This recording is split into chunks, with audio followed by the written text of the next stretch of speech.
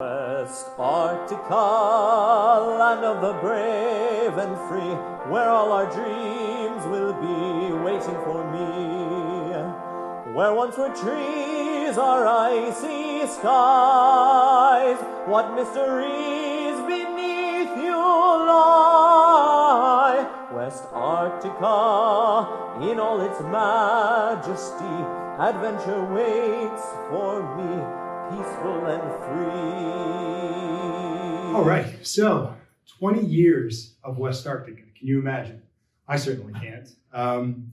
This all started 20 years ago when I was 21 years old. I was fresh in the Navy, and my ego took a little bit of a hit. I joined the Navy wanting to be the next Napoleon. I get to my ship and I realize I have to clean the floors. I have to do all kinds of menial tasks that I didn't want to do.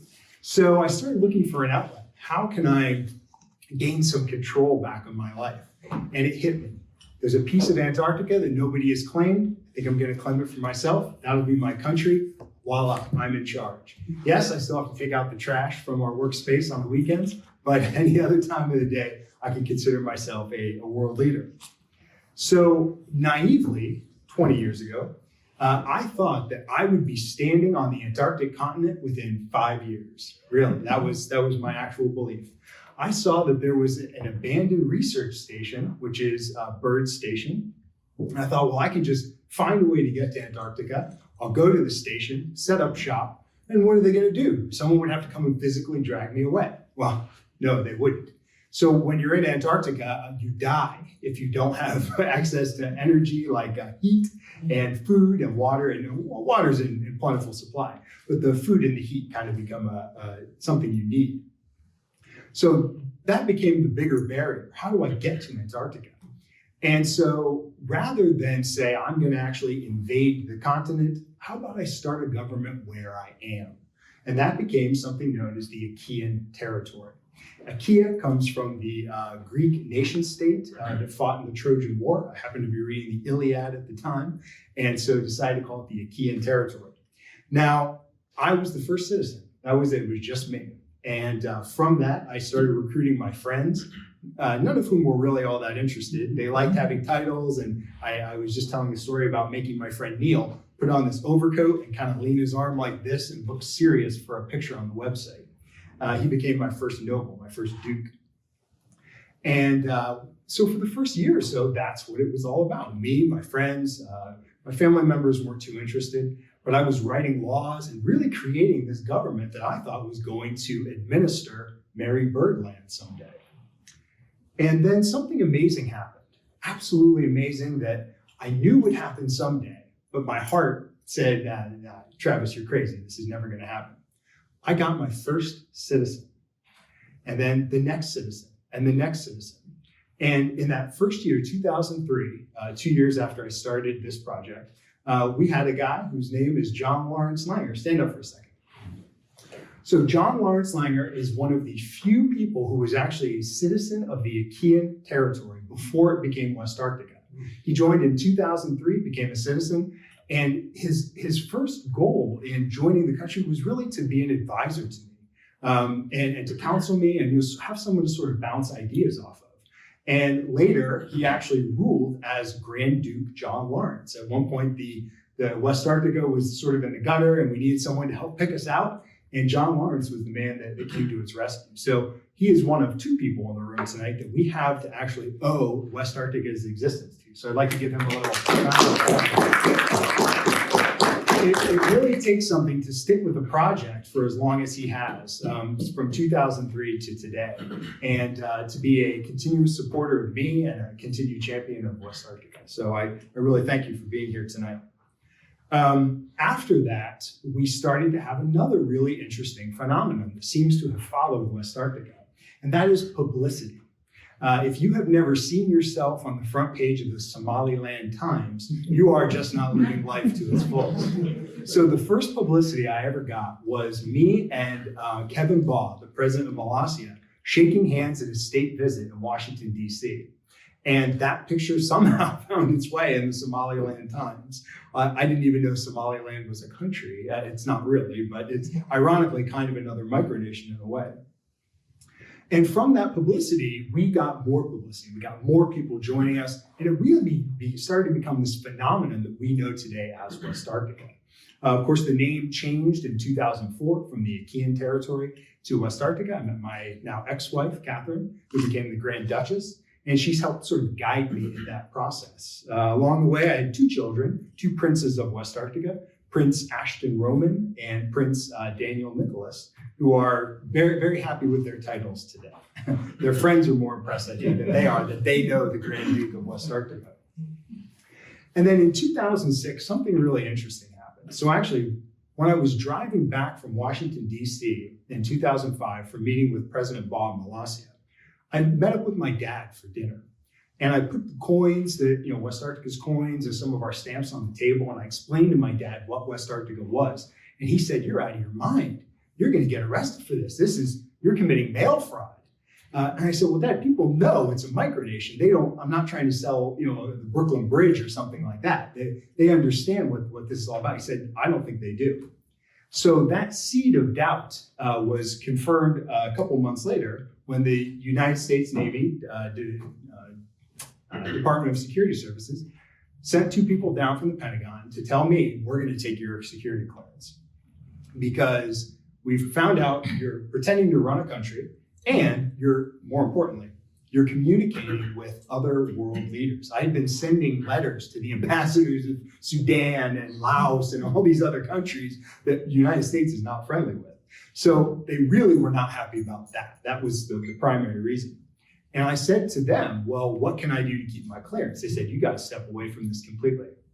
And I thought about it for a minute. I thought, well, okay, if I stop communicating with world leaders, maybe I can keep my job and keep Westarctica. But if I'm not communicating with world leaders, am I an effective head of state? The answer, I think, is no. So I decided to leave Westarctica. I abdicated in January of 2006. Came as a shock to, I think you were the only two people in the room that were associated with it at that time. Came as a shock to them. I decided to just surprise everybody by publishing my abdication statement and saying, "Hey, this guy over here is the new Grand Duke." And it was, my flag fell, that's okay. It was Grand Duke Philip, who was an old friend of mine from way back. And Phil promised he was going to lead Westarctica into the future. It was going to be an amazing event. And then unfortunately, Phil got sick. People started to argue with each other in the absence of strong leadership. And next thing you know, Westarctica was back in the gutter. And this gentleman here came along. He reached out to me, John Lawrence Liner, and said, "Hey, I used to know a guy who ran a country called Westarctica." And I said, "Yeah, that was me." He said, "Would you like to do it again?" And I said, "No." I'm still in the Navy, but I'm planning on getting out. I want to become a professional actor at that time. So I think it was actually in transition when you reached out to me. I said, "No, I'm going to be a professional actor. I don't have time for Westarctica." Little did I know. So I said, "Why don't you take over? Why don't you run it?" And John Lawrence's response was, "I invite the challenge." And Phil's response, the former Grand Duke, said, "If they want it, the crown is theirs." So with that simple statement, we transferred power to John Lawrence. Now, John Lawrence ran Westarctica for a few years, and he got into a little bit of trouble, but it was not his fault. So Phil had let the website go down. And so to the rest of the world, Westarctica didn't exist. And out of the woodwork come several different micronations from Europe who decided they wanted to take our territory for themselves. Well, John Lawrence said, "Not on my watch," and stood up and said, "I'm not even going to negotiate with you people. This is my country. Travis McHenry claimed it. I'm administering it. Bottom line." That did not go over so good. So Westarctica in that moment sort of became a little bit of an outcast in the micronational community. All these young micronationalists ganged up against us, sided with the enemy. And a man by the name of Louis Wolfe Tullier, then the Count of Wash, said, "Well, hang on a second, maybe I can help." So they started trying to negotiate, and the Sipple War was born of this. We've had a big war over Sipple Island. No shots were fired, just insults and put downs and things like that. So eventually that died down, the Sipple War retired. John Lawrence sort of, I think, grew a little bit weary or disenfranchised with what was happening. And Wolfe came to me and said, "Travis, I know you're not really interested in micronations anymore, but can you come back? We need a strong leader. You're not in the Navy, so you don't have a good excuse to not take up the role of Grand Duke again." And so we'll go ahead and stand up for a second. So as a result of his actions during this time of tribulation and transfer, I actually consider John Lawrence to be the first person who saved Westarctica and Wolf to be the second. Westarctica would not exist today without the help of this man. He's the one who convinced me to come back to the throne, and we framed it as a coup. I'm sorry, John Lawrence. We framed it as a coup. And that's the word that got me. I'd always wanted to conduct a coup somewhere. I thought it would be in some West African country, but it's not. It ended up being in my own country. So he framed it as a coup. I was able to get back into the throne, and I think a week or 2 weeks later, it was actually my 30th birthday, June 4th, 2010, I came back to the throne, was Grand Duke once again. Thank you again. And Wolf became my prime minister. So he was the very first prime minister of Westarctica. Wolf, do you happen to remember why I wanted to make you prime minister at that time? I can't remember exactly because it was quite a few years ago. But basically, it had to do with the fact that I was really active at the time and the one that was negotiating with what had become the Antarctic Micronational Union at the time. So basically, I didn't want to do the work. So I wanted someone else to take over for me while I was sort of the figurehead. And it worked perfectly. I believe you call it the protector of Westarctica. A protector, that's right. So Wolf was able to negotiate with our enemies, and now they're all really close friends. We've signed many treaties with them and have had meetings in person with their representatives. So we call that the Great Return. Now, from there, things were pretty quiet in Westarctica for a few years. I was focusing on my acting career and then going through a divorce. And at 2014, I came to a crossroads. I looked at myself in the mirror and I said, why am I doing this? I have so many other ambitions and things that I want to do with my life. Westarctica is it's dead weight. It's never going to go anywhere. I'm never going to have a country in Antarctica. What's the point of doing this? And that's when it hit me. I went back and I looked at the claimant letter. A copy of it is here tonight. And the claimant letter says, my reason for making this claim is to protect the area from those who would ruin it with misdeeds. And that's when it hit me.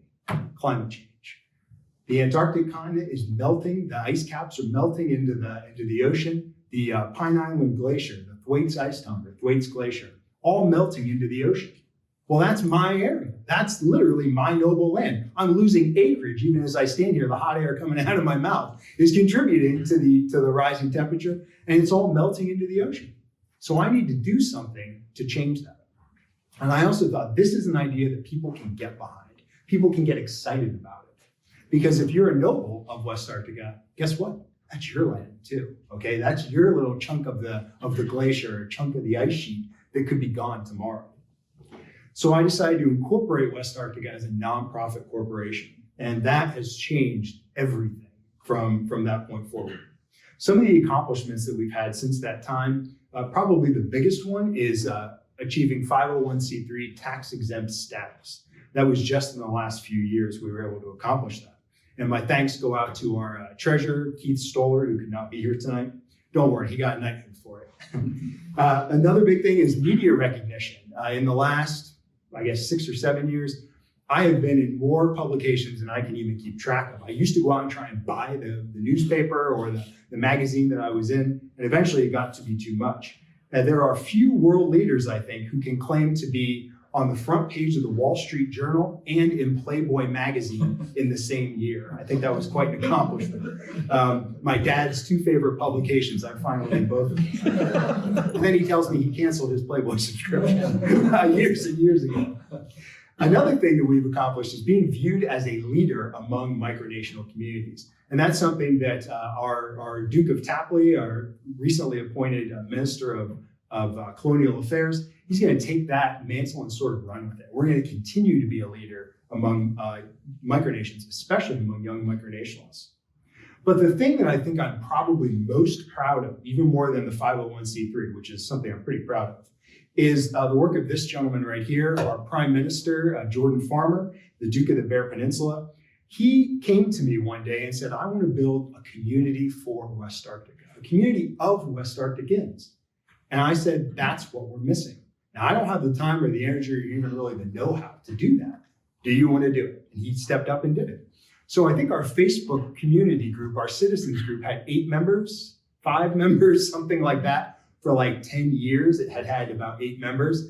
And within a few weeks, Jordan added up to hundreds of members. And now I think we're what, 725. There you go. earlier this week. So almost 1,000 people are now in that group. So that really became the basis of our community. And for me, it's a huge thing of turning over Westarctica to all of you, to making it about more than just that one guy who had a really bad ego problem in his bedroom back in Pennsylvania. The kid who claimed a piece of Antarctica to soothe his ego would be shocked. I actually allow other people to do things to represent Westarctica on my behalf.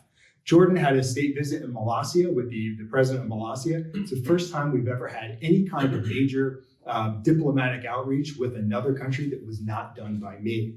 Another thing is Wolf Tullier here, our Duke of Wash, performed a knighthood, an investiture on my behalf for our old Ellsworth King of Arms. First time that's ever happened. And he even had a big giant sword to do it. I think it was in a parking lot, but that's okay. We'll ignore that part of it. And finally, the Baroness of Falone, who is our honorary consul, or I think she's a consul general now, to United Kingdom. She actually attended a micronational summit on our behalf. And here's the really weird thing. I reached out to the organizer of the summit and I said, our consul, she's a little older, it's mostly younger crowd in the micronations. And he goes, oh, I know her already. We talk all the time. I was like, okay, I guess you're all right with her attending then on our behalf. So she was representing us in that for the Grand Unified Micronational. So the spirit of Westarctica being a country and a dream that is shared by all of us, that for me is really my focus on the next 20 years, if you will, of our existence. I want to make sure that everybody has a chance to be a part of it. And I believe in this so firmly that I am actually stepping down from my post as executive director of Westarctica Incorporated. And I am going to be replaced by this gentleman right here. Michael, stand up. So Michael Stolicek is going to be our new CEO, Chief Executive Officer, and Executive Director of Westarctica Incorporated. I'm going to stay on as chairman, and he's going to take over that position.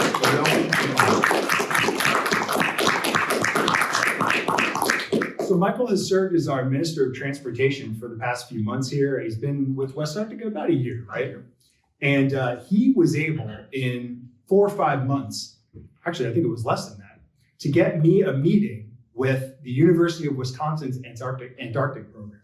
I'd been writing letters to these people since the Achaean Territory days, and they would never respond to any of my letters or emails. He was able to get me a video conference with 2 or 3 members of their administration. Nelson Institute. Yeah, within a couple of months of taking over that position. So I said, this is the guy we need. So Michael's job is going to be leading the corporate side, only the corporate stuff for Westarctica.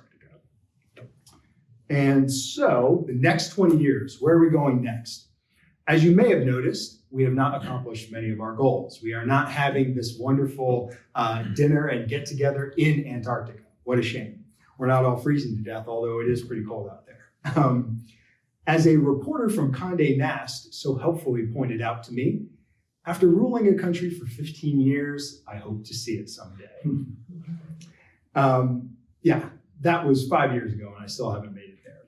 So my message to Westarcticans today about the future is it's okay to pace ourselves. If you think about Antarctica, it's a country where things happen, a continent where things happen very slowly. 100 years ago, Antarctica had barely been visited. It was not mapped. It was still mostly unknown. And today, we have bases there the size of cities. And there is internet, I think, over the entire continent for the most part, satellite internet. And in 20 years, Westarctica has gone from 1 person to over 2,000 citizens.